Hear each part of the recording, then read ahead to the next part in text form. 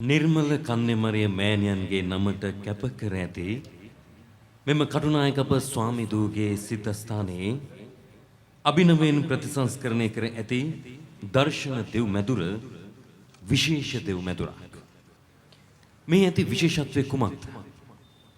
මෙහි ජේසුස් ස්වාමීන් වහන්සේ දර්ශනය වී ලෝකයටම අපොස්තුලතුමෙකු පත් කළ නිසා නැත්නම් නිර්මල කන්‍ය මරියතුමිය 23 වතාවක් දර්ශනය වී ඇති නිසාද? ඇත්තටම එවැනි දේ අති විශිෂ්ටතම සුවිශේෂී සිදුවීම් තමයි. නමුත් මේ දර්ශන දෙව්මැදුරෙහි තවත් විශේෂත්වයක් තිබෙනවා.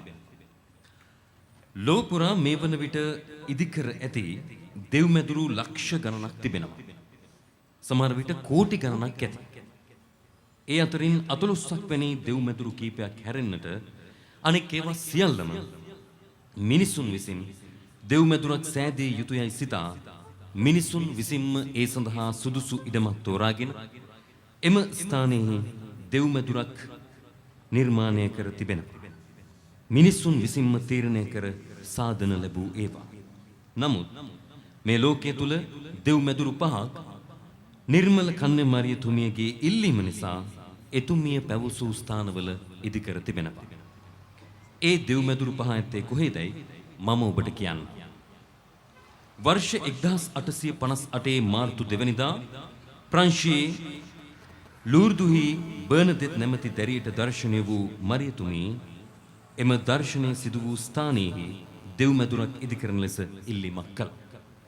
වර්ෂ 1917 ඔක්තෝබර් 13 වෙනිදා පෘතුගාලයේ පාතිමාහිදී ෆ්‍රැන්සිස්, ලුසි, ජසින්තා නැමැති ළමුන් තිදෙනාට මරියතුමිය දර්ශනය වී මගේ නමට කැපවුණු දෙව්මැදුරක් මේ ස්ථානයේ ගොඩනගුණු දැක්ම මාගේ ආශාවයි යනුවෙන් ප්‍රකාශ කළා.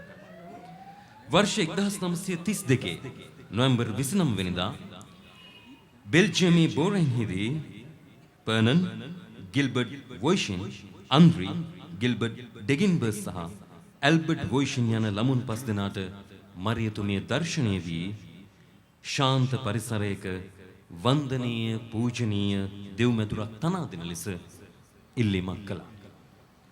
1933 ජනවාරි 20 වෙනිදා බෙල්ජියමේ බැනහීදී මැරියට් බෙකෝ නැමැති දැරියට දර්ශනය වී මම කුඩා දේවස්ථානයකට කැමැත්තෙමි යනුවෙන් ප්‍රකාශ කළා. දැන් නිර්මල කන්‍ය මරියතුමියගේ ඉල්ලීමක් මත ඉදි වූ පස්වන දෙව්මැදුර ගැනයි මේ කියන්නට හදන්නේ. එම දෙව්මැදුර තමයි මේ ඔබට පෙනෙන මෙම සිද්ධාස්ථානයේ ඉදිකර ඇති දර්ශන දේව මන්දිරය. ඒ ආකාරයෙන් අප හඳුන්වන දෙව්මැදුර වර්ෂ 1976 මැයි මාස 11 වන දින මේ ශ්‍රී ලංකාවේ කටුනායක මෙහිදී ශුද්ධෝත්තම රෝහන් ලලිත් අපොන්සු අපොස්තුලතුමාණන්ට මරියතුමී දර්ශනය වී මාගේ ආදර දරුව මෙම ස්ථානයේ මානමට කුඩා දෙව්මැදුරක් ඉදිකරන්න එය මගේ උතුම් ආශාවකි යනුවෙන් ප්‍රකාශ කළා. මෙම පණිවිඩය ඇසූ ශුද්ධෝත්තම අපොස්තුලතුමා මරියතුමීගේ ආශාව ශුද්ධෝත්තම අපොස්තුලතුමන්ගේද ආශාව බවට පත් කර ගනිමින් දෙමාපියන් වෙතින් තමන්ට ලැබුණ උපන්දා සිට හැදුන වැඩුණ නිවස එදත් ශුද්ධෝත්තම රෝහන් ලලිත් අපොන්සු අපොස්තුලතුමන්ගේ පුද්ගලික ධනයෙන් ලහිලහියේ දෙව් මැදුරක් බවට පරිවර්තනය කිරීමේ කටයුතු ආරම්භ කරනු ලැබුවා.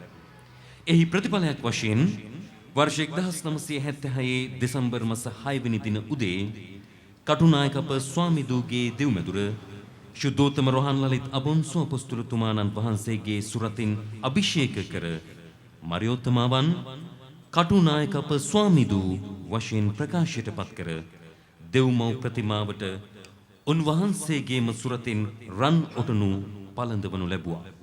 ඉන්පසු කටුනායක අප ස්වාමිදූගේ දෙව්මැදුර නැවත දෙව්මැදුරක තිබිය යුතු තවත් අංගයන් රැසක් සමගින් ශුද්ධෝත්තම රෝහන් ලලිත් අපොන්සු අපොස්තුලතුමන්ගේම වියදමින් ප්‍රතිසංස්කරණය කර 1995 ඔක්තෝබර් මාස 8 වෙනි දින උන්වහන්සේගේම සුරතින් විවෘත කරනු ලැබුවා. ඉන්පසු නැවතත් වර්ෂ 2011 සැප්තැම්බර් මාස 5 වෙනි දින දර්ශන දෙව්මැදුර ඇතුළු කටුනායක අප ස්වාමීදුගේ සිද්ධාස්ථානයේ සියලුම ගොඩනැගිලි සම්පූර්ණ ප්‍රතිසංස්කරණය කිරීමේ යෝධ සංවර්ධන ක්‍රියාවලිය ආරම්භ කරනු ලැබුවා. මේ යෝධ සංවර්ධන ක්‍රියාවලියේ නියමුවා වූයේ අපොස්තලික මාධ්‍ය අධ්‍යක්ෂ මනෝජ් චින්තක මහතායි. පුරා අවුරුදු 5ක් සිය පරිගණක හැකියාවන් සහ ඥානය උපයෝගී කර ගනිමින් දෙව්මවුන්ගේ ආශාව මෙවර ඔහුගේද ආශාව බවට පත් කර ගනිමින් කළ යෝධ සංග්‍රාමයේ ප්‍රතිඵලයි මේ. ඉතින් මෙවන් දෙව් විමනක් අභියස සිට අපි මරිය මෑණියන්ට කියමු. ගායනා කරමු.